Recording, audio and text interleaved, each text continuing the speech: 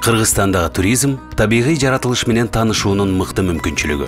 Улуу Жибек жолунун тарыхы жөнүндө көбүрөөк билүү жана кыргыз элинин нукура маданият менен таанышуу.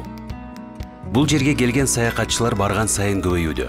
Ошону менен бирге жылга Кыргызстан барган сайын туризм белгилүү жайына айланууда. Бирок туризм бул изилденелек жерлер жана жаркын таасир жөнүндө гана эмес. Ошондой эле кызмат көрсөтүү боюнча жакшы ойлонулган бизнес стратегия. Көбүнчө ал экологиялык, экономикалык жана социалдык маданий аспекттерди эске албайт. Жеңиш чокусуна жакын мейманкананын ээси Даткайым бул жөнүндө ойго батты. Ал бул бизнеске бир эле жыл ээлик кылбайт, бирок анын алдындагы милдет ошол эле бойдон туруктуу өркүндөө. Бирок акыркы жылдары Даткайымга бир нерсе туура эмес болуп жаткандай сезиле баштады. Көлмөнүн жээгинин бир бөлүгү мамлекеттик коруктун курамына кирет. Бирок анын айланасындагы жаратылыш барган сайын солуп бараткан. Коммуналдык кызматтар үчүн төлөмдөр жогорулай баштады. Логистикага жана башка товарларга баалар көтөрүлдү. Ошондо Даткайым бул жөнүндө мейманканасынан алыс эмес жердеги ресторанга ээлик кылган Бектур кошунасы менен сүйлөшүүнү чечти.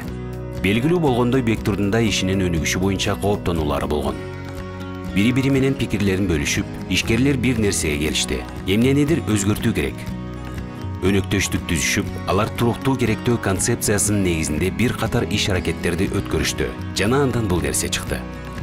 Таштандыларды керекке жаратуу негизги маселелердин бири болду.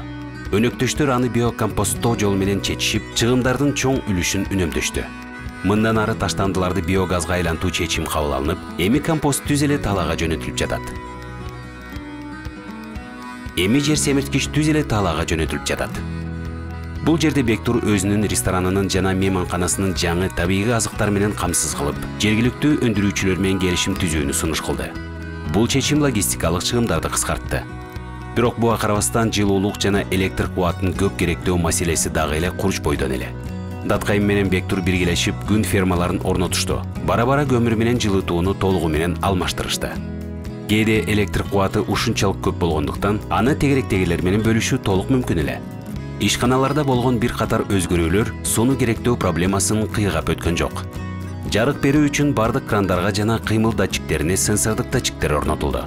Көлөмдүү иштер аткарылды, бирок аяктары менен ал өзүнүн татыктуу натыйжасын көрсөттү.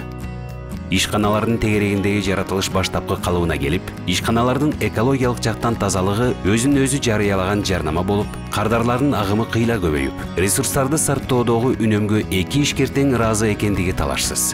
Келечекке бүгүн салымдарын кошуп, жергиликтүү аймактын экономикасын жана экологиясын колдоо менен алар өз бизнестерин сактап гана калбастан өркүндө түштү.